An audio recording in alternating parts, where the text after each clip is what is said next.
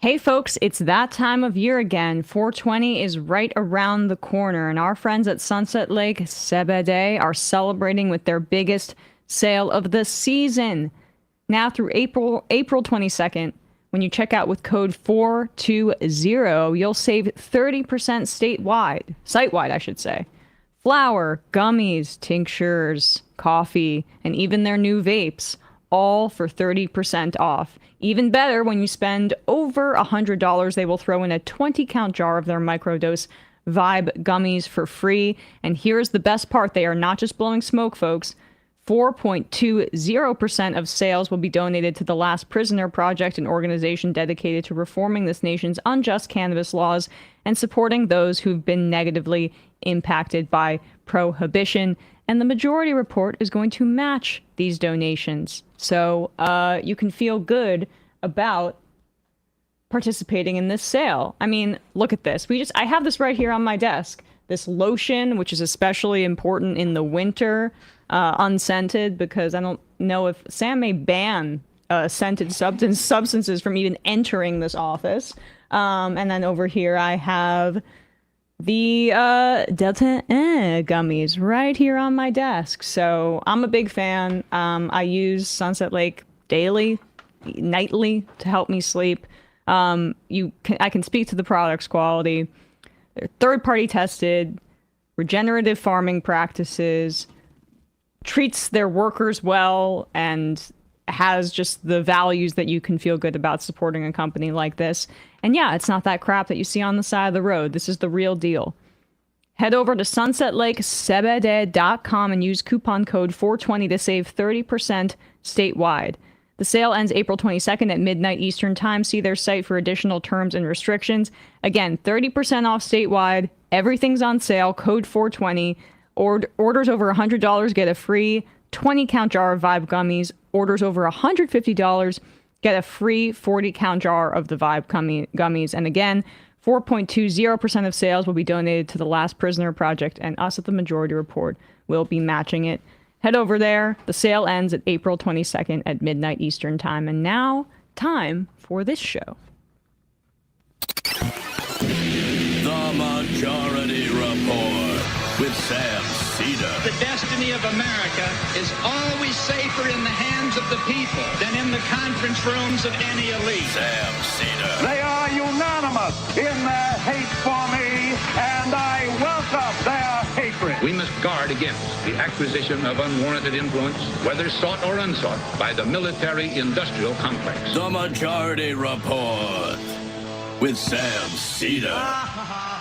Ever get the feeling you've been cheated?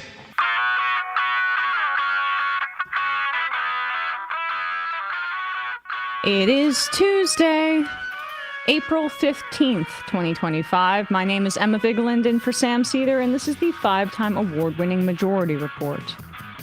We are broadcasting live steps from the industrially ravaged Gowanus Canal in the heartland of America, downtown Brooklyn, USA. On the program today, Dr. Annelle Sheline of the Quincy Institute will be with us to talk about the U.S. military-industrial complex, her paper on its history, and how it relates to our claims about human rights. Also on the program, full-blown constitutional crisis mode. Trump defies the Supreme Court on returning Kilmar Abrego Garcia from El Salvador's Gulag, and contradicts his own Department of Justice, which previously claimed that Garcia's deportation was a mistake. In that same meeting, Trump was caught on a hot mic telling Bukele that homegrown American citizens are next. Senator Van Hollen of Maryland demands a meeting with Bukele over Garcia's imprisonment and says he will go to El Salvador himself if Garcia is not returned. A Quinnipiac poll shows public opinion on Trump's immigration policies has shifted, with a majority of Americans, including a majority of independents, now disapproving. So does that mean the Democrats will fight on something now because it's hit over 50%? Well, not Israel, but this is the popularism that the Biden administration was a fan of. Leading from behind is what I would call it. Harvard refuses Trump's demands to suppress anti-genocide protests and refuse admissions to foreign students, so Trump cancels $2 billion in grants. But good on Harvard. MIT also followed. Another Columbia student, a Palestinian green card holder for a decade, has been disappeared after showing up to his immigration hearing. Some rare good news, the Trump administration is re-engaging with Iran on nuclear talks. I mean, we'll take that over some more bombings. Trump announces new tariffs on semiconductors and pharmaceuticals. That could change after this sentence ends. A Koch brothers-backed legal group representing a group of small businesses sues Trump over tariffs. Marjorie Taylor Greene got caught with her hand in the insider trading jar. She was one of the people that bought a bunch of stock right before Trump revoked the most insane of his tariffs. FEMA denies Washington State disaster relief for cyclone damage in November because blue state. Trump's billionaire donor Bill Ackman, the Zionist who funded doxing campaigns of students protesting genocide, donates to Andrew Cuomo's mayoral campaign. And on a related note, lastly... $250,000. Wow. Cuomo's campaign was caught writing its housing policy platform with ChatGPT. Maybe Ackman's, incredible wealth can help them with some better, workplace practices, not using ChatGPT because housing's the #1 issue in the city. All this and more on today's program. Gosh. Really hoping that we can stave off Andrew Cuomo here. Hello, Matt. Hello, Russ. It is Newsday Tuesday. Yesterday, we responded to this story as breaking news, this press conference with Salvadoran President Nayib Bukele, who was visiting the Oval Office. But I wanted to do a deeper dive to start the show today because this is an enormously important story. There were two massive pieces of news to come out of that meeting. One is that Trump is openly defying the Supreme Court in a major constitutional crisis. The other was that Trump got caught on a hot mic saying that, quote, homegrowns are next to Bukele, insinuating that he is open to the idea of sending American citizens to a foreign gulag. Now, we'll get to that other incredibly horrifying statement. But let's tackle this first one here, because it's really important that we get this right. Yesterday, I did make a mistake responding to the breaking news. Sometimes that happens. CCOT, I said, uses solitary confinement broadly. I said that yesterday. It doesn't. It's a tactic that is occasionally used in this gulag, CCOT, which is an acronym for Terrorism Confinement Center in Spanish. It was built in 2022, opened in 2023, but it's a black hole prison. In fact, the conditions outside of the occasional use of solitary confinement are also just as torturous. They leave the lights on for 24 hours a day. You can't go outside. The prisoners can't communicate with relatives and lawyers. Go ahead, Matt. One thing about solitary confinement is it's expensive. And El Salvador is already spending 3% of its budget on these cages for humanity. And you'd rather just pack them in there like sardines because, you need the real estate for solitary confinement. And right, not enough square footage. And you're right that they're packed in there. There's been human rights groups have talked about how there is skin disease problems, rampant disease problems because of overcrowding. There's regular beatings and torture, denial of health care, toilets, food, water. Hundreds of deaths have been documented in CCOT since it opened at the start of 2023. And that's where Kilmar Obrego Garcia is, to the best of our knowledge. A Maryland father who was a sheet metal worker trying to get ahead in this country, who came here trying to flee the very violence that he was just sent back to. And In court, the Trump administration conceded and admitted that they should have sent Garcia away, that it was a mistake, or they shouldn't have. Do we have that tweet that I sent you? I'm sorry, Matt, I should have pulled this up. Number 4. Anna Bauer, who is of the senior editor at Lawfare, put this together. So the Trump administration is claiming that it wasn't a mistake now, and we'll get to that clip in a second. Particularly Stephen Miller. Right, who is kind of, it seems like the president right now. Also a Nazi. Yep. They're claiming that it wasn't a mistake in public to the press, but the DOJ lawyers said something very different at the time. Here is this first slide, the Solicitor General under Donald Trump.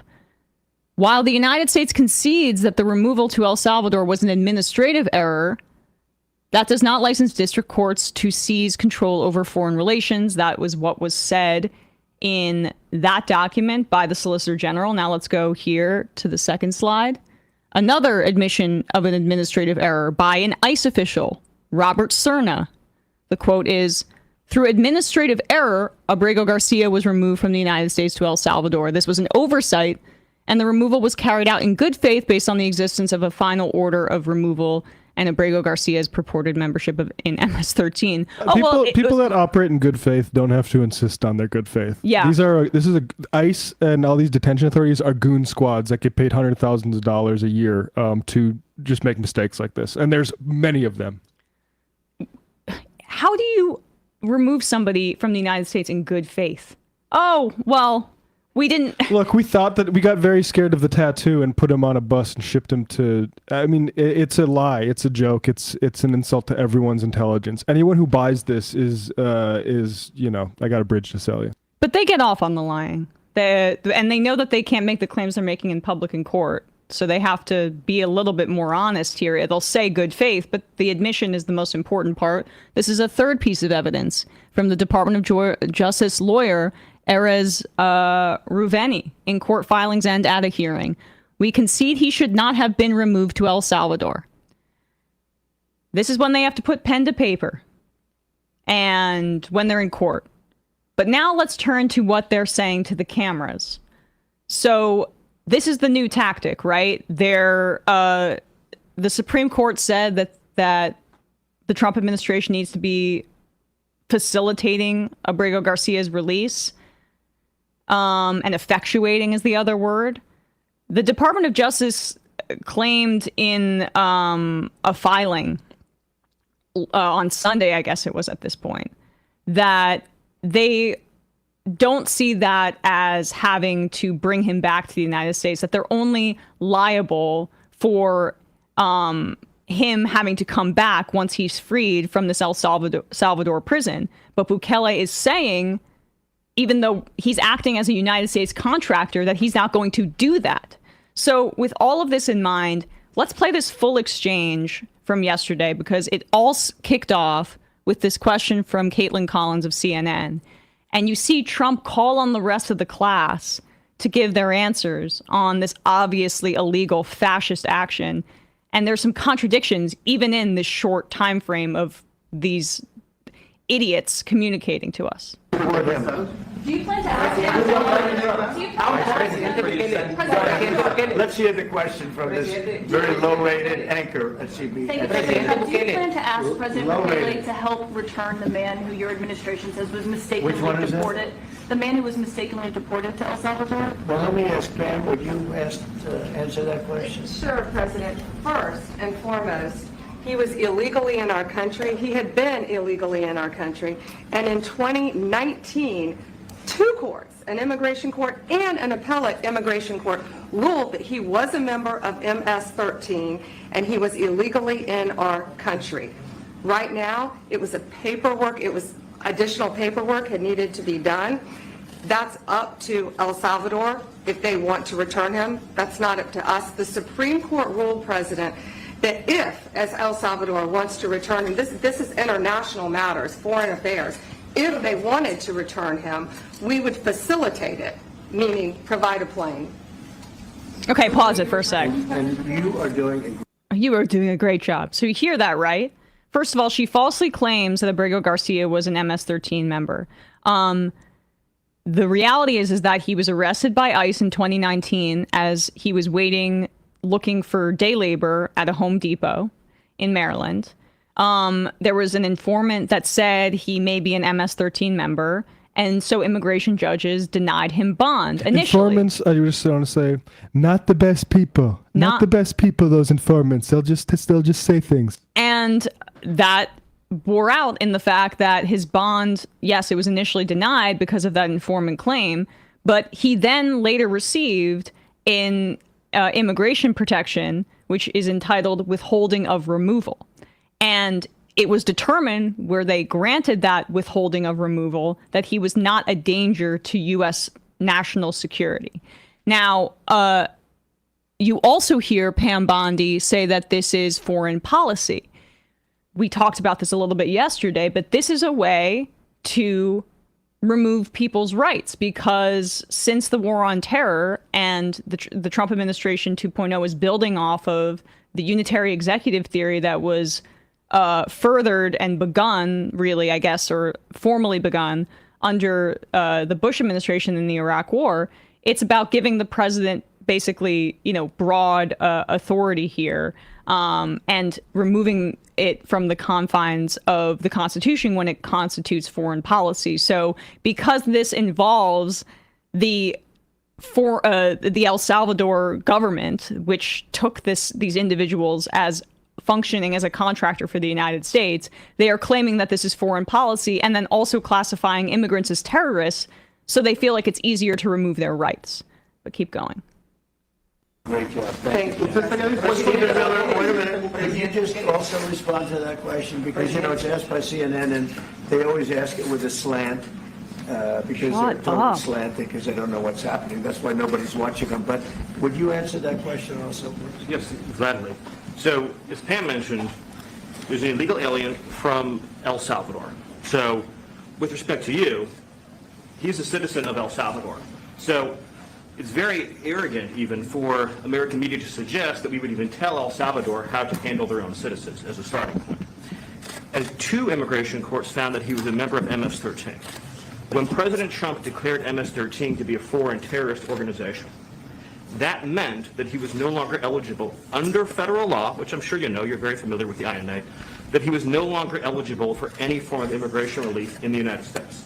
So he had a deportation order that was valid, which meant that under our law, he's not even allowed to be present in the United States and had to be returned because of the foreign terrorist designation. This issue was then, by a district court judge, completely inverted, and a district court judge tried to tell the administration that they had to kidnap a citizen of El Salvador and fly him back here. Oh, okay. Kidnapping. No, you guys did the kidnapping and sent him there. This would be returning him to his family. And it's interesting he uses that language, because later we'll play Martin O'Malley, who is suggesting something that I think is really a policy that the Democratic attorneys general should pursue, that they should file kidnapping charges against the administration. So I find it interesting. That's exactly why he's doing that. Yeah, that's why he's using that language. Keep going. And the Supreme Court said the district court order was unlawful, and its main components were reversed 9-0 unanimously, stating clearly that neither Secretary of State nor the President could be compelled by anybody to forcibly retrieve a citizen of El Salvador from El Salvador, who again is a member of MS-13, which, as I'm sure you understand, rapes little girls, murders women, murders children, is engaged in the most barbaric activities in the world, and I can promise you, if he was your neighbor, you would move right away. So you don't plan to ask for anything to get it back? And what was the ruling in the Supreme Court, Steve? Was it 9-0? Yes, it was a 9-0 in our favor. In our favor, against the district court ruling, saying that no district court has the power to compel the foreign policy function of the United States. As Pam said, the ruling solely stated that if this individual, at El Salvador's sole discretion, was sent back to our country, that we could deport him a second time. No version of this literally ends up with him ever living here because Just to underline, the guy who could make that decision is sitting right next to Trump, grinning and saying, it's out of my hands too. Oh, don't you worry. They'll ask him that question. he is a citizen of El Salvador. That is the president of El Salvador. Your questions about it, per the court, can only be directed to him. I asked. I don't think so. Can President Bukele weigh in on this? Do you plan to return him? Well, I'm also going to suggest that I smuggle a terrorist into the United States, right? It's always How can I return him to the United States? Like I smuggle him into the United States, or whether of course I'm not going to do it. It's like, I mean, smuggle him. The question is preposterous. How can I What a fucking smuggle joke. a terrorist into the United States? I don't have the power to return him to the United States. So you can release him inside El Salvador? Yeah, but I'm not releasing. I mean, we're not very fond of releasing terrorists into our country. We just turned the murder capital of the world to the safest country in the Western Hemisphere, and you want us to go back into the releasing criminals so we can go back to being the murder capital of the world? No, that's not going to happen. Well, they'd love to have a criminal, released into our I mean, country. there's a fascination. They would love it. Yeah. They're sick, these are sick people. Mark, do you have something to say about that? Yeah, I mean, Stephen outlined it. I don't understand what the confusion is. This individual is a citizen of El Salvador. He was illegally in the United States and was returned to his country. That's where you deport people, back to their country of origin. Except for Venezuela, that wasn't refusing to take people back, or places like that. I can tell you this, Mr. President. No, the foreign policy of the United States is conducted by the President of the United States, not by a court. And no court in the United States has a right to conduct the foreign policy of the United States. It's that simple. End of story. And that's what the Supreme Court held, by the way. All right, that's the top diplomat of the country, Marco Rubio, who, I mean, how did his people get to this country? Saying that, yeah, I guess we don't have to follow any court rulings. I don't understand. And this is our foreign policy to send innocent people into gulags. I don't understand what the confusion is. Well, here, let me just take a crack at this, Marco. That clip was around 5 minutes long. It opened with Trump calling on Pam, his favorite student, who said that it's up to El Salvador if they want to return Garcia. It's not up to the United States. Then the press asked Bukele, the president of El Salvador, who says, I don't have the power to return him to the United States. That would be smuggling. So then Rubio says, I don't understand the confusion. You don't? You don't understand the confusion? Because it seems like the confusion is the purpose. And it's in complete contrast to what they're claiming in court. Stephen Miller keeps saying it's a mistake. It wasn't a mistake. That's not what the Department of Justice is saying. Also, the judge said when it was ruled under the withholding of removal for Kilmar Abrego Garcia that they could not send him back to El Salvador because of his asylum claim. Because there are asylum laws that are supposed to protect people from political violence. The judge that issued the withholding of removal put that in the ruling. So they could have deported him to other countries. They could have been just as cruel, but not just as cruel, almost as cruel. They could have been in the 99th percentile of cruelty, but they wanted to go over the top to send him to an abusive gulag. So no, there is a process, and they could have petitioned to revoke the withholding of removal, but they didn't do that, and they violated it twice. One, by deporting him, and then secondly, and without going through that petition process, and then secondly, by deporting him to the one country that the judge who granted that for him said he couldn't be sent to because of safety concerns. And I'd also just underline Abrego Garcia's safety is, and it's great to see representatives threatening to go down to El Salvador to secure him because his safety cannot be assured. He could be murdered in this system. Bukele has a history of cutting deals with gangs. It's actually how did this happen where they, got these gangs together? Well, they're mass incarceration, which has been on for a while, and it's very expensive and probably not long for this world. But prior to that, Bukele was cutting deals with these gangs. I am worried that these gang facilities, like if somebody that was in this country because they were avoiding gangs, goes into that prison. How can we don't know if he's alive? Exactly. Bukele says he calls him a terrorist. I'm sorry. The worst has to be the worst is on the table right now. That is definitely in the realm of possibility, that that's part of why they're fighting so hard. I mean, I also think they're fighting so hard because it's just, that's what fascists do, because they're both... They can't have him come back and testify. Exactly. I mean, this is what... I love the fascist playbook. They're both so powerful and strong, but also so weak and powerless. There's nothing Bukele can do to release Garcia. There's nothing Trump can do to release Garcia. There's nothing Pam Bondi can do to release Garcia. There's nothing Marco Rubio can do to release Garcia. There's nothing Stephen Miller can do to release Garcia. But we're also strong men, and we're alphas, and we're the powerful. Yep. But also victims, constantly victims. And also very scared, seen terrorists everywhere. They're under your bed. With that said, a word from some of our sponsors, and then we will be having our conversation with Dr. Annelle Sheline. Fast Growing Trees. Did you know that Fast Growing Trees is the biggest online nursery in the United States, with more than 10,000 different kinds of plants and over 2 million happy customers in the U.S.? And I am one of those happy customers. I am not good at keeping plants alive. I had struggled with this in the past until I got a houseplant from Fast Growing Trees, and now it's a beautiful vine that hangs off my bookshelf. It looks so nice, minimal light, and I've kept it alive for like over a year at this point. Very proud. And I have to thank Fast Growing Trees for that. You don't need to have a yard or a lot of space. You can also grow lemon, avocado, olive, or fig trees right inside your home, on top of the wide variety of houseplants available. The experts at Fast Growing Trees curate thousands of plants so you can find the perfect fit for your specific climate, location, and needs. You don't have to drive around to nurseries and get dirt all over your car, big gardening centers. Fast Growing Trees makes it easy to order online, and your plants are shipped to your door in 1 to 2 days. Whether you're looking to add some privacy, shade, or just natural beauty to your yard, or some greenery in your apartment, Fast Growing Trees has in-house experts ready to help you make the right selection, with growing and care advice available 24/7. You can talk to a plant expert about your soil type, landscape design, how to take care of your plants, and everything else that you would need. No green thumb required. This spring, they have the best deals online, up to half off on select plants and other deals. And listeners to our show get an additional 15% off their first purchase when using the code MAJORITY at checkout.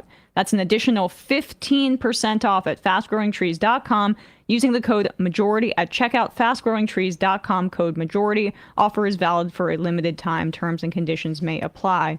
And lastly, going online without ExpressVPN, it's like not closing the door when you use the bathroom. And even if you think you've got nothing to hide, why give random creeps a chance to invade your privacy? Well, I'd like to thank ExpressVPN for supporting the Majority Report. And here's the deal. Visit expressvpn.com/majority, and you can get an extra 4 months free, because all your traffic flows through their servers. Internet service providers, including mobile network providers, know every website you visit. And then in the U.S., ISPs are legally allowed to sell that information to advertisers, which, you know, we're not that trustworthy, I think, right now about some of our tech oligarchs.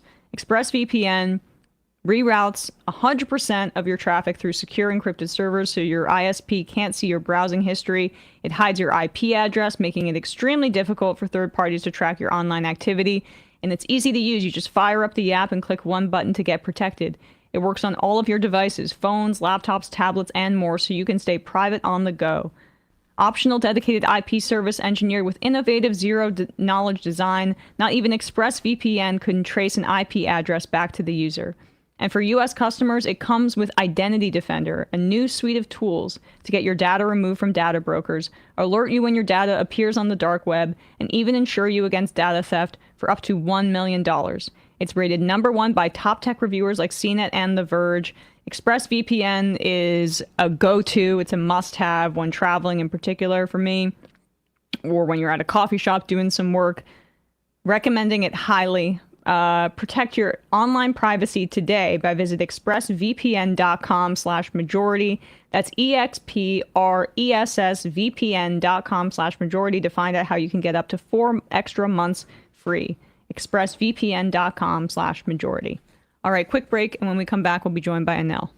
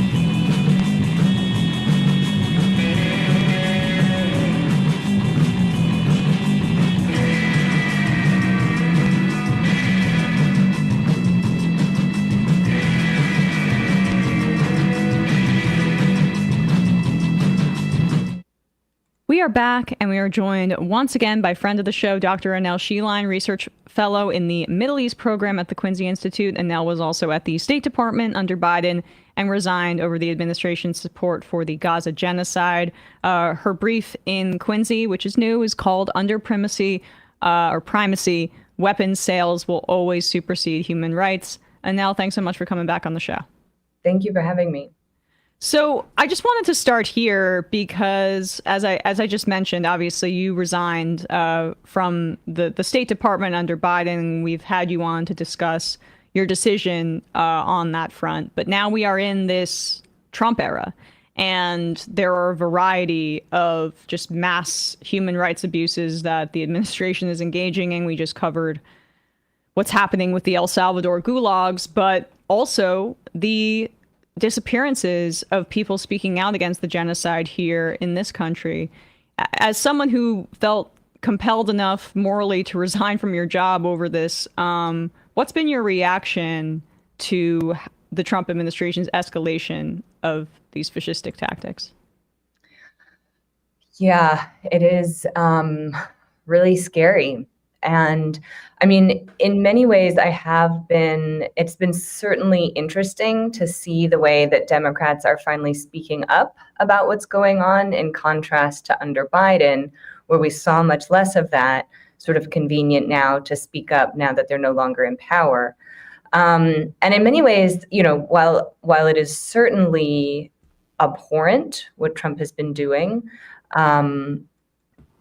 I do just want to emphasize that Biden initiated a lot of this, again, not to the level we're seeing, but in particular, things like characterizing the campus protesters as anti-Semitic, instructing the federal government to use the IRA, the International Holocaust Remembrance Association's definition of anti-Semitism, which does include criticism of Israel as anti-Semitic. All of these ways that Trump is kind of building on the framework that Biden established. And while certainly Trump has gone a lot further, I think the metaphor I've heard that I found useful was that Biden cleaned and loaded the gun, and now Trump is firing it. Obviously, firing the gun is a lot more damaging than loading it, but still, Biden set up a lot of this. And so while I welcome the fact that we are starting to see a few members of Congress calling this out, and I hope increasingly they will do so because it is becoming so apparent that this is not just about the matter of Palestine, but it's about free speech, it's about the Constitution, it's about authoritarianism in this country. And I'm a little worried that people may sort of look back with rose-colored glasses at the Biden administration and say how much better things were then, when they weren't. Well, they were not. And I mean, what may benefit us is that even Democrats are enraged by Biden and his holding on to power in the face of this fascistic administration. Like, he doesn't have the Obama charisma that can paper over the way that Obama made many mistakes and capitulated to the right. Like, Biden is probably cooked and is likely going to be viewed as one of the worst presidents in the history of the country. I don't know. I mean, in history, but I also, who knows how history is going to respond to these things.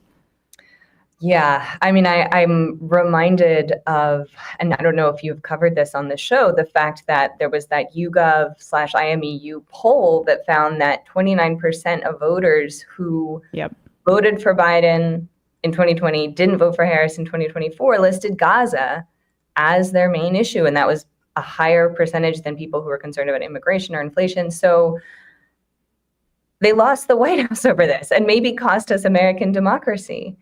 So I just hope that as Democrats are thinking about, if we're able to have functioning elections in the future, the fact that supporting genocide is not a winning political platform. I hope so too, but we interviewed Representative Pramila Jayapal maybe a month or 2 months ago, and I asked her this very question. Have Democrats reckoned with how their support for genocide has particularly harmed their brand with young people?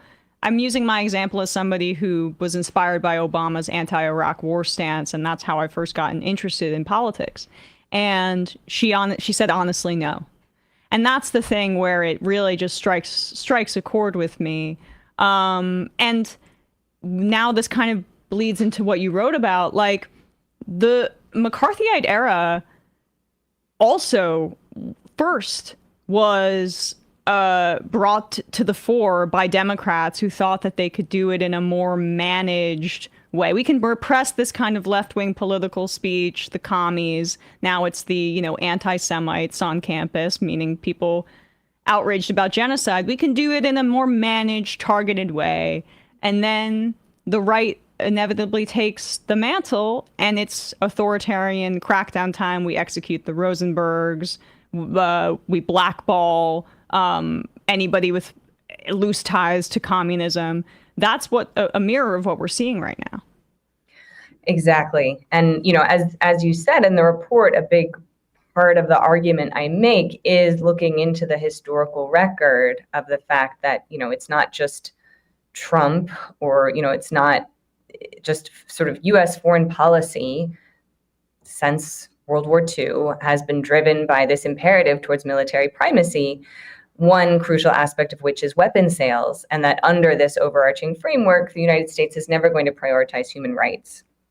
And in the report, I wasn't introducing a lot of information that was not previously public. I mean, I'm not allowed to do that as a former government employee, but it's been interesting because I think it's tapping into something that people themselves are thinking, and this awareness of our image of ourselves as Americans and this idea of sort of American exceptionalism. Certainly, this is a very pervasive idea inside the State Department or inside U.S. government, that the U.S. is a force for good in the world, that the U.S. upholds human rights.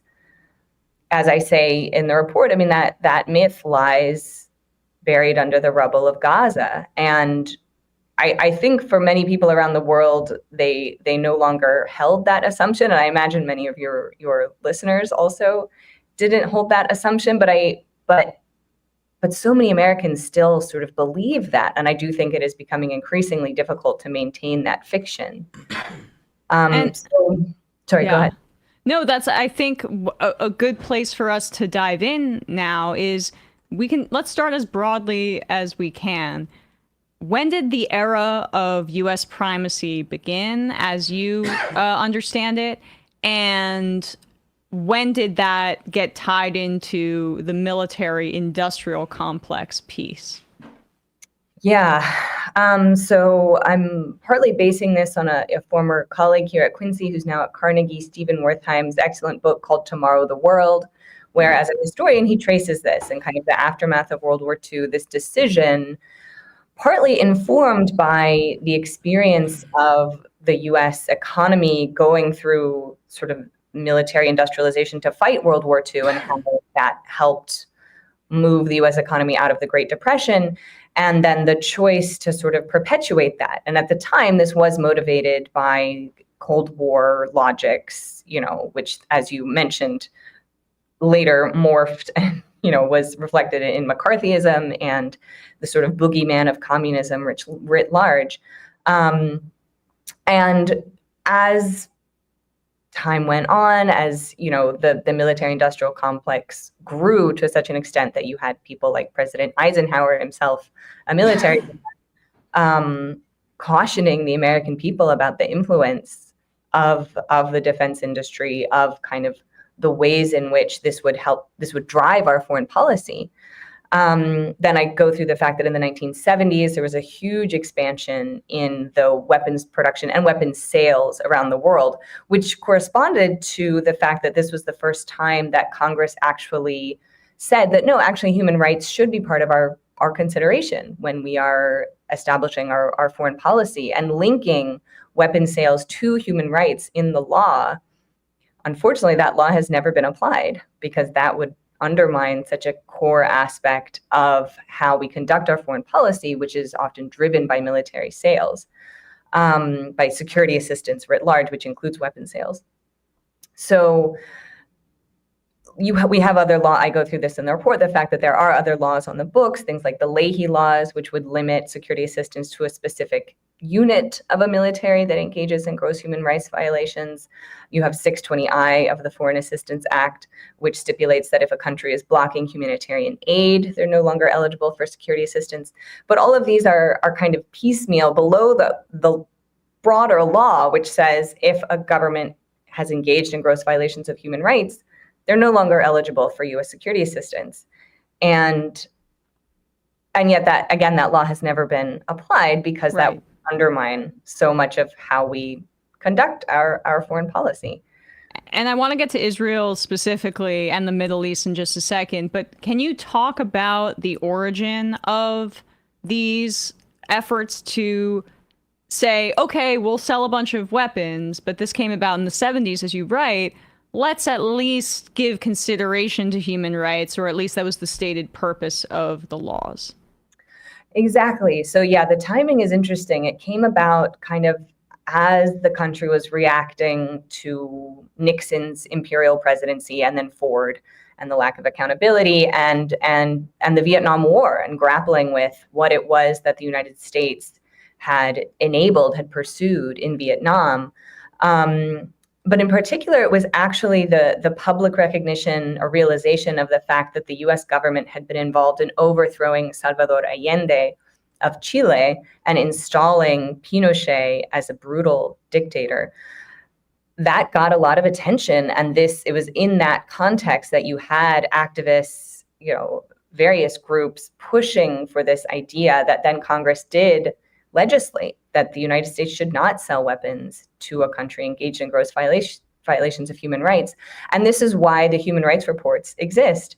And one thing that was ironic is while I was at the State Department working in the Human Rights Office, a huge part of our time was putting together these human rights reports. There was never any acknowledgement of the idea that the reason Congress mandated these reports in the first place was to determine a country's eligibility for weapons sales. Instead, the reports were sort of seen as an end in and of themselves, that they're useful for NGOs, which is, that may well be. But the original reason Congress required them had to do with weapon sales, and yet they've never been used for that purpose. So, for me, as someone who had gone into state and was working on this, to then come out and look more into the history of it and to just develop a better understanding of what the law actually says here, I mean, in many ways, it's not that surprising. And maybe, shifting to Israel, because Israel is such a glaring example of where we have actually relatively clear laws on the books that we simply ignore.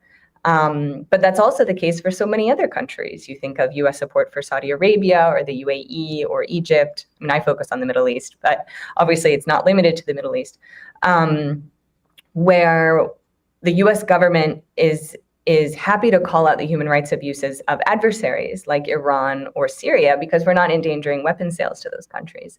But the State Department or the U.S. government is much less interested in publicly calling out human rights abuses by the Israelis, by the Saudis, the Emiratis, the Egyptians, because that might necessitate legal measures and a shift in policy. But it's seen as not actually conducive to U.S. national security because these partnerships are seen as more important, especially now in this context of great power competition, which was a leading motivator for the Biden administration, arguably still for Trump, although under Trump, because he's all over the place, it's less coherent.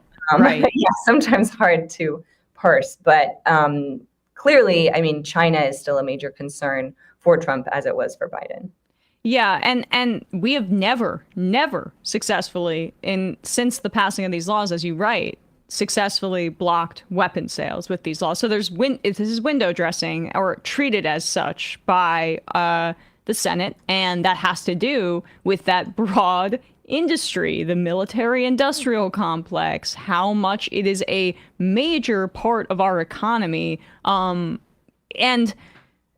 Israel. Let's pull up this second chart here that Annelle has in her paper. This is figure 2, looking at U.S. military aid to Israel starting in 1959 through 2024. you'll be able to see how it jumps off the screen after the October 7th attacks to 17.9 billion. But you can see how we really did maintain like just a baseline level of support for Israel from the 90s on. I mean, there's some short increases, and you can see that in conjunction with the two wars that the United States started in the Middle East, Afghanistan and Iraq. But that line goes way, way up. I mean, Israel's support peaked at 14 billion. And that was what, 1980? Now it's at nearly 18 billion in the wake of October 7th and to help support their genocide of Palestinians. Can you talk a little bit about Israel's role in maintaining primacy for the United States? What do people view Israel as from a foreign policy strategic perspective? And like, we've speculated on the show about its strategic placement in the Suez, the fact that we need somebody in the Middle East who's directly aligned with us, functioning as basically our colony in the Middle East, because we don't want China to have influence in that area, and we use military force to beat them back, basically. But what is your understanding of it? How do people in government view Israel's role in making sure that the United States is still the world superpower, which, by the way, isn't happening anymore and is like 20 years out of date and is never returning? Well, I mean, when it does come to military spending and our military footprint, that is the one place where sort of the U.S. maintains this sort of superpower status. And also in weapons sales, the U.S. has been the leading arms dealer of the world since 1950, and that doesn't look like it's going to change anytime soon. Right. I mean, as far as the perception of Israel, I think that this is so often used as a justification for U.S., the sort of unconditional and exorbitant levels of support the U.S. provides to Israel. But the U.S. has a massive presence in the Middle East. We have bases all over. I mean, you think also at the peak of the U.S. presence in the region during the wars in Iraq and Afghanistan, and just, the vast numbers. So like, whether or not Israel was part of that equation, like, it really didn't matter. The U.S. mobilized to invade Iraq, mobilized to invade Afghanistan. In many ways, this notion that kind of Israel is the unsinkable aircraft carrier, is what I've heard some people refer to it as. But again, the U.S. has massive numbers of troops stationed around the region in countries that are very happy to host us, whether it's Saudi Arabia or Qatar, the UAE, Bahrain. I mean, you think about the massive military footprint in the Middle East. In contrast, Israel is an issue of domestic policy. The power of the Israel lobby is informed by the American Jewish community, but much more by the American evangelical community, who operate under the biblically informed belief that the Jews need to return, need to be present in Israel for the Messiah to return. I mean, and a majority of them die in that instance. I feel like I just wish one reporter would ask, like, I'm sorry to cut you off here, but like, I was watching CNN, God help me, last night, and Scott Jennings is debating this guy about anti-Semitism wearing the Israeli hostage pin. It's like, could someone have the balls to say, I don't know what his religion is, but what is your stake in it? Because if Republicans have to explain this, if they have to actually get into the nitty-gritty of it, you are calling for like mass extermination of Jews in your biblical end time prophecy. Right. And they're generally pretty open about, this is what the Bible says. I mean, what's wild, and I may have brought this up before because it's still just, I find it mind-boggling, is that even people like Bill Clinton stating these kinds of talking points, the idea that, well, God gave them this land. And it's like, are we basing our foreign policy on like the Bible? Like, is that really what you want? Because if we're going back to that, that is completely contradictory to our entire constitution. Like, that is not what this country was set up to be. And so just the ways in which Israel is sort of this unconditional support, that insane level of support that graph shows, which again only goes up to October of last year and doesn't account for money sent since then, including under the Biden administration. And credit to Stephen Semler for that excellent graph that we used.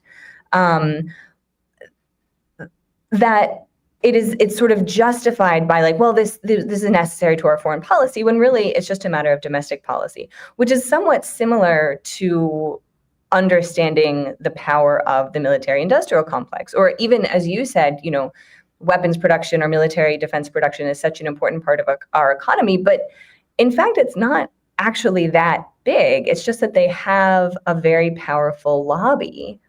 And so when you have these massive wars, the CEOs of these companies, the shareholders of these companies make so much money, but they maintain this myth that this is a core part, this is core to America's, labor. If you support labor, if you support American labor, you have to support weapons production, which is really not true. And in part, just because when you actually break it down and look at things like where is weapons production happening, these districts are more likely to deal with higher levels of poverty. Like, these are not jobs that are kind of bringing people up by their bootstraps. And if you look dollar for dollar at something like, if the US government invested in something like education or green energy or healthcare, dollar for dollar, as much as they sort of our industrial policy invests in the military industrial complex and supporting, subsidizing weapons production, the outcome, like the return on investment, would be so much higher for our economy as well as for these workers themselves. So again, it's this sort of myth that the US has to continue to support Israel because it's necessary for our approach to the Middle East and our ability to sort of maintain our military footprint in the Middle East, which is nonsense. And this idea that the US, that it's in our US national interest to continue to provide, now $1 trillion a year to DoD and defense contractors to manufacture these weapons, because that's good for the American worker. Like, both of those are false. And so, and that kind of, both of them are also still justified under this notion that without the United States, human rights would fall by the wayside. It is up to the United States to hold other countries accountable for human rights, or that it is up to U.S. military power. Without U.S. military primacy, China and Russia would be in charge, and clearly they don't care about human rights. And just like, well, clearly our country doesn't care about human rights. So who believes that anymore? Besides, I don't know, like people's parents. People's parents, so many people at the State Department. And, maybe this report was really just intended for my former colleagues. But this notion of American exceptionalism, I do think, motivates people, to continue to do this work. And, for all that I'm shocked and horrified by everything the Trump administration is doing, I do think it may be useful for stripping away some of these illusions and making it harder for people to continue to lie to themselves about the role the U.S. plays in the world. Right. Which under Biden, so many people still kind of did, and I think would have continued to do if we'd had a President Harris. Yeah, I mean, and that is, I guess, the cost of enlightening people is not worth the bodies. I mean, I can't make that calculation, but if we're looking for ways to move forward, that's one of them, right? And I guess that's where we can talk more about how do we democratize this stuff. And it's just when we're selling democracy to the public, people feel like there's no democratic process about our foreign policy, and they're correct. Like, so when Trump talks about the deep state, and he makes it about, oh, woe is me. But the real deep state is the stuff that covers up our human rights atrocities that we fund across the world as the #1 weapons exporter. Can we just put up even this third graph here? Just because this, if you scroll down, this just shows another, that one with the map. Sorry, I should have said map. You put this out there, just the sheer scope of where the United States has sold arms. You see every country basically there, except for some in Africa and Greenland, but that functions almost as like a military base already. We have a significant military. We sold them to Denmark, so like technically, right? Like what? Exactly. But that's there it is. Iran, China, Russia, and then that's basically it. That's it. And Yemen, is that what I'm seeing there? No, we've sold Somalia. Somalia, geez. I'm bad at maps. I shouldn't have even taken a guess. I'm not a great visual learner. Anyway, so I love having these because it does help me just think about it. Like Australia, you see all over the place. That's where we've sold arms just since the start of 2001. This is our effort to maintain primacy, even though as we're losing economic power to China, and Trump seems to be escalating that. Just your thoughts, Annelle. Right. Yeah. I mean, this is something that I remember speaking with someone on the National Security Council about the idea that the only place the U.S. is able to maintain, our status as #1 is weapons sales. And so we just have to double down on that, as opposed to saying, well, actually, no, as the global order becomes more multipolar, it is increasingly in America's interest to avoid unnecessary wars. Something like the war in Iraq that we foolishly, under false pretenses, engaged in was somewhat possible. The reason we did something like that was because as kind of the global hegemon after the Cold War, we were capable of doing that in a way that now we just can't really make these wars of choice are so much more costly, and arguably they were extremely costly at that time too, but in a way that Americans were still kind of able to ignore them, even though increasingly I do think that this is part of what Trump has tapped into, is the idea that Americans are tired of these endless unnecessary wars, which I hope seems to be informing the reason he's willing to engage in talks with Iran about a possible. That's encouraging, because it's almost a blessing in disguise that the Biden administration didn't re-engage, because Trump would have scrapped it anyway, because he just cares about being. They could just copy paste the JCPOA into an email and print it out and have him sign it, and he would declare victory, and that would be amazing for all of us. Totally, that's a very good point. Yeah, if Biden had actually just kind of snapped his fingers and re-entered, which he could have done the way he, re-entered the Paris Accords. But you're right that we would have been. Well, he's a Zionist, so that's the problem, and that's where Obama's probably best achievement, in my estimation, was the Iran nuclear deal, because we now know, looking back, what he was facing with the Israel lobby. And we saw Netanyahu try to put public pressure on Obama at the time with that PowerPoint presentation with all that false information about how Iran was cheating on the deal, which wasn't happening. And Obama didn't cave. Biden didn't re-enter because he didn't agree with Obama. Right. Exactly. Yeah. Exactly. Yeah. But backing up, to your point about the lack of democracy in U.S. foreign policy, I mean, this is also a big part of what Quincy tries to do. We have a whole program called Democratizing Foreign Policy, which is partly just about tracing the influence of dark money in our, in Congress and in foreign policy decision making, especially foreign lobbies.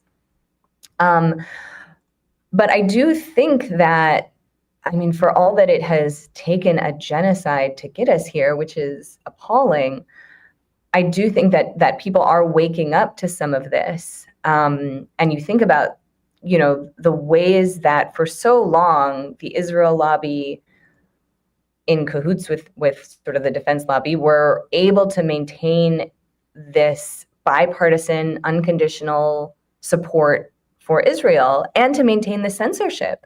Even someone like me studying, getting a PhD focused on the Middle East, I was warned away from studying Palestine because it was described as a career killer by a scholar who studied Palestine, who was able to do it and come through and have tenure on the other side, but it was like, it's just not worth it. And so the fact that they were able to maintain that for so long without kind of the coercion showing, and that now they have to show like what it is actually that maintains that censorship of support for Palestine. And it is police brutality. It is deporting people who express solidarity with Palestine. It is taking away funding, defunding universities that provide like Middle East studies program, people like Rosie Bashir at Harvard, who doesn't even study this stuff, but has like lost her tenured job. Like, again, I'm an academic, so I'm especially alarmed by the assaults on universities and academic freedom, but also just the assaults on freedom of speech writ large, or the millions of dollars poured into the primaries to oust Jamal Bowman and Cori Bush from Congress. And that Democrats didn't speak up for them is just appalling. But I do think that because they are losing the narrative, and because actually, at this point, the pro-Palestine side has the numbers, but they are intimidating people. The Trump administration is scaring people. People are especially non-citizens are understandably unwilling to speak up as maybe they used to be. And so I do think it is up to American citizens to speak up about this. And again, it's not just about Palestine, it's about free speech writ large, because we know that it's just going to get worse. This is what authoritarian governments do all over the world. We know Trump is a bully. And if you stand up to a bully, he's less likely to come after you again. But if you show that, oh yeah, okay, I can be intimidated by this, it's just going to get worse. So I hope that people are not losing hope, because I do think that this is the time to stand up and speak out, again, whether it's about Palestine or just about the assault on our constitutional rights, including the rights of non-citizens. Like, freedom of speech isn't limited to citizens. It's just, Congress shall not make a law abridging the freedom of speech. Right. So I know it can be really disheartening for people, and it is frightening, and I recognize that, but I do think those of us who are citizens have an obligation to stand up and to try to slow down this slide into autocracy. Absolutely. Lastly, before I let you go, Annelle, just back to the Iran news and the fact that the Trump administration is re-engaging in these talks under Steve Witkoff. What's your impression of him? Because it's not as bad as I thought so far. Remember, he kind of strong-armed Israel to get that ceasefire done, the fake ceasefire that's just lasted for a short period of time, but it was more than what was achieved previously, at least for a short period of time. And the posture of we're America, you're the client state versus Biden's weakness when it came to Netanyahu is something that's different. Witkoff went to the Middle East. I think it was during a Jewish holiday, or it was a time off, and he said, "You're going to meet with me no matter what, because we're the United States." Right. And now it seems like these Iran talks are not going terribly. What's your impression of what this guy's deal is? Yeah, it's interesting. Someone had asked, do we just need more Steve Witkoffs? And my response was no.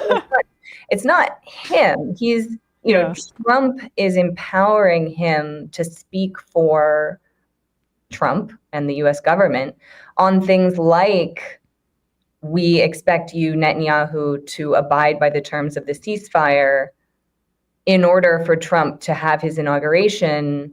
And, we're not going to have dead babies coming through the headlines to the extent that they do. Well, they're PR people.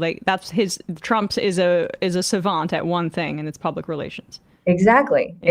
And, so not only did he clearly not want that distracting from his moment of glory, but also to show that he could achieve what Biden hadn't, which was, Biden for months saying we're working tirelessly towards a ceasefire, never actually getting there. And then Trump being able to come in and, as you said, insisting, no, you're going to meet with us and you're going to stick to this. Unfortunately, I think just the political will evaporated. Trump wanted this mostly to show that he could get it when Biden couldn't, but he wasn't committed to actually maintaining that. And this, I think, speaks to, again, like the influence of very, very wealthy Zionist donors, people like Miriam Adelson and others that have given him hundreds of millions of dollars over the years. But on Iran, similarly, the fact that Trump is, again, tapping into this, to Americans' frustration with endless and unnecessary wars in the Middle East, so not wanting to do Netanyahu's bidding to get to fight Iran on Israel's behalf. And in general, like that meeting when Netanyahu and Trump, when Netanyahu just recently was back in Washington, and Netanyahu was hoping to get Trump to lift the tariffs on Israel, which he didn't do. He wanted Trump to speak out against Turkey, and instead Trump said, no, like Erdogan's my buddy and you need to be reasonable. Yep. Unfortunately on Gaza, Netanyahu continues to do and get whatever he wants with full U.S. support, including maintaining a full siege. Nothing has gotten into Gaza since March 2nd, and people are starving. And Israel is successfully implementing its policy of either killing all the people in Gaza or forcing them to leave. And, there's that new branch of the Israeli government set up to facilitate people's departure. So I am heartened by the fact that Trump is not willing to bow to Netanyahu the way Biden was. But unfortunately on Gaza, he seems to be perfectly fine with the genocide. Yeah, and I think he sees it as a real estate opportunity. I legitimately think that. And so he also doesn't respect, if people are poor, he can't empathize with them. Like, in a immiserated, he'll side with, he's drawn to people in power. It's why Netanyahu's not getting what he wants with the Erdogan thing, because Trump's inspired by Erdogan in the same way he's inspired by Bukele, by Orban in Hungary, by Putin in Russia. Like, he likes these kinds of people, and so I think he's disgusted by the Palestinians, probably because he perceives them as weak because of their victims. Yeah. Yeah. And, and I do think that I don't know what it will take to get him to see that differently, other than Americans making clear that they reject this, because I do think that Trump is sensitive to public sentiment. And so to the extent that people speak out against this, and I've been heartened to see prominent Christian commentators on social media posting, horrifying images of children in Gaza, just the way that people are still paying attention. My hope is that there are enough people on the right who maybe I don't agree with on any number of issues, but on killing children, we can agree. We don't want the U.S. sending billions of dollars, don't want our money, our taxpayer dollars, today's tax day, going to kill innocent children in Gaza. Yep. So, for me, and at Quincy, which is an organization where we try to work with the right and the left against unnecessary U.S. military interventions, trying to reach out to those on the right, which I do think writ large, I know it's hard. We're a very polarized country. I get it, not wanting to talk to your crazy aunt or whatever who's a Trumper. But dead children, if we can't agree. We've shown this chart from Pew. We've shown this chart from Pew now 6 times or something in the last few weeks, that Republicans from 2022 to 2025, ages 18 to 49, there's been a 15-point shift in negative views of Israel. But thank you, Matt, for oh, that's not the right one. Close though. It's the one on negative views of Israel have risen, and then you see that it's now 71% of Democrats aged 18 to 49 have a negative view, and 69% of Democrats lean Democrats overall. But that shift for Republicans, it's basically stayed the same. If you're an older Republican and you're 50 years old, you love Israel. You know, they like the ethno-state supremacist part and the killing of Muslims part. But that's significant. 15-point shift from 18 to 49. And Candace Owens is like one of the top political podcasts in the country. I am concerned about anti-Semitism. Like, I'm deeply, deeply concerned about that. And how do we appeal to the right on the basis of not wanting to kill children? I'm more comfortable going at it with the Dave Smith libertarian thing about our tax dollars than going to Candace Owens, because like I genuinely think there's starting to be some real anti-Jewish hatred on the right, that not that there wasn't before, but in particularly like on this issue in particular on Israel. Right. Well, and this goes back to some of what we were saying earlier of, you know, when you have kind of the Zionists and the evangelicals on the same page, but also you think about Israel's outreach to the far right in Europe, for example, or people like Viktor Orban, these extreme anti-Semites coming out of the tradition of the Nazis and the other fascistic parties that murdered 6 million Jews. The AfD in Germany. Right. Exactly. And yet that Israel is willing to ally itself with them, or the Netanyahu government is willing. And it's useful for them as well, because they can say, well, you mean Israel likes us? How could we be anti-Semitic? So it is deeply concerning. But at the same time, when you have anti-Semitic being thrown around the same way, you know, sort of anti-communist, you know, the ways in which these terms start to lose their meaning, or even the notion of like a terrorist, the way, you know, the Biden administration, or the Biden, probably they did too, but I'm thinking of the Trump administration referring to several of these people who were mistakenly deported as terrorists, or even Bukele saying that yesterday. These words start to lose their meaning, and something like anti-Semitism remains a huge problem. And to treat it seriously, and to be able to recognize it for what it when it actually is, you know, a hatred of Jewish people, as opposed to legitimate criticism of a government engaging in war crimes, atrocities, and genocide, and otherwise violating international law as well as U.S. laws, and criticizing those policies.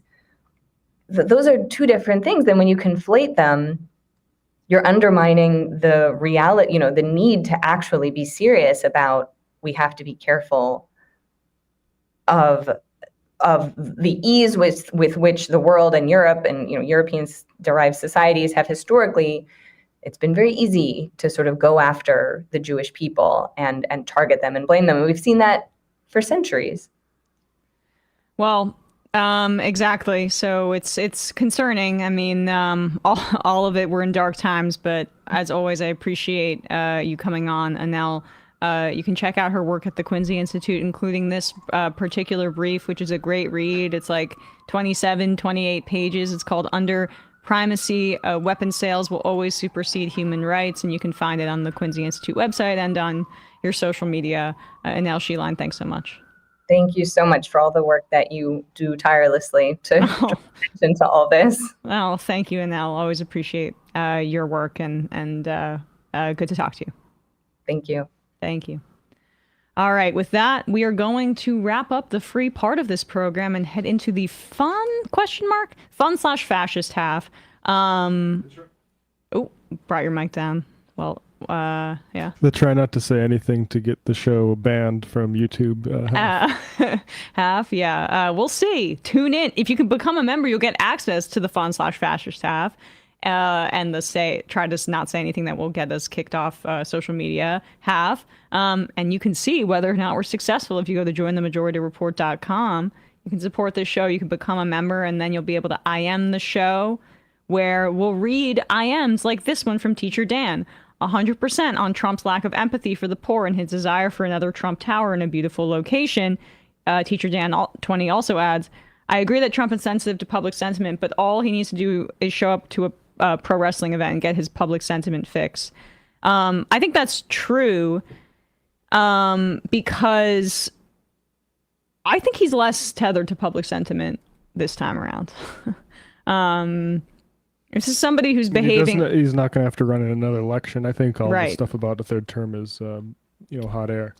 Yeah, I mean, but even if it's like the threat of it or whatever, I mean, he feels like he's not going to have to run in another election again. So why does it matter? And he doesn't care if the Republicans have success. I guess he probably cares in the second term or in the second half of his presidency if the Republicans have the House and the Senate, but they're losing the House. I mean, that's not a question in my view. I hope so. I mean, I don't make predictions. Sorry. Why am I doing it again? Yeah. Because you're addicted to prognosticating. Okay.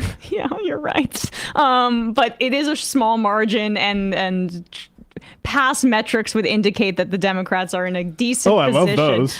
Shit. Oh, God. Well, if the past metrics say so. I mean, just don't look at my past metrics. Matt, what's happening on Left Reckoning? Stop me from, falling on my sword. Grace Thorvilson will talk about Jared Polis, what's his deal, Colorado in general, and some anti-vax stuff, which, speaking of things that get my blood pressure into like the cardio range, just thinking about. So yeah, we're going to be talking about that stuff tonight, patreon.com/Left Reckoning. What is Jared Polis's deal? Is he running for that for Michael Bennett's Senate seat? He's an abundance guy who, I'm not sure. That's a good question. Because Bennett's running for governor. Right now, he's the type of guy who says, "Look, I love all these pro-worker bills, but what about the poor contractor who might want to stiff a worker who." Like Donald Trump, I mean, basically the Donald Trump type Capitalist Protection Act, which says, I'm not going to sign these labor bills because someone might want to stiff you, and we don't want the law to be able to make them pay people who did your landscaping. So, I mean, and he's an anti-vax, it's like Maha type of guy, total freak. He's a freak, Polis. Polis was a member of the Liberty Caucus as a Democrat in the House, which is a far-right caucus, or a far-right caucus. I guess it must still be around. A Liberty Democrat, that sounds very Klan adjacent, honestly. So that's weird. So he's a rich guy, right? He's abundant sort of. I'm not sure what his wealth is, but I know that he basically is kind of like a libertarian Democrat, which who cares? Utmost hostility to right. Like well, that. I mean, in that sense, it's. Colorado has kind of followed Pennsylvania's lead in becoming a blue state fairly solidly over the course of the past 10 years or so, but electing just horrible people. And he was the only Democratic member of the Libertarian Conservative Liberty Caucus and was the third wealthiest member of Congress with an estimated net worth of $122.6 million. What a shock that guy would show interest in the abundance agenda. I'm so surprised. Or what we could call it maybe I'll hold my fire on some of that. All right. Save it for the fun half. See you there. Save it for a couple of weeks. Yeah. Okay, Emma, please. Well, I feel that my voice is sorely lacking on the majority report. Wait, look, Sam is unpopular. I do deserve a vacation at Disney World. So, ladies and gentlemen, it is my pleasure to welcome Emma to the show. It is Thursday. I think you need to take over for Sam. Yes, please. No. I'm gonna pause you right there. Wait, what? You can't encourage Emma to live like this. And I'll tell you why. So was offered a tour, sushi, and poker with the boys. Tour, sushi, and poker with the boys. So was offered a tour, sushi, and poker with the boys. What? Tour, sushi, and poker. Tim's upset. Tour, sushi, and poker with the boys. So was offered a tour, sushi, and that's what we call the biz. Tour, sushi, and poker with the boys. Right. Tour, sushi, and poker. We're gonna get demonetized. I just think that what you did to Tim Pool was mean. Free speech. That's not what we're about here. Look at how sad he's become now. You shouldn't even talk about it. I think you're responsible. I probably am in a certain way, but let's get to the meltdown here. Oh my God. Tour. Wow. Sushi. I'm sorry, I'm losing my fucking mind. So was offered a tour. Sushi and poker with the boys. Logic. Tour. Sushi and poker with the boys. Boy. Tour. I think I'm like a little kid. I think I'm like a little kid. I think I'm like a kid. Tour. I think I'm like a little kid. I think I'm like a little kid. Add this debate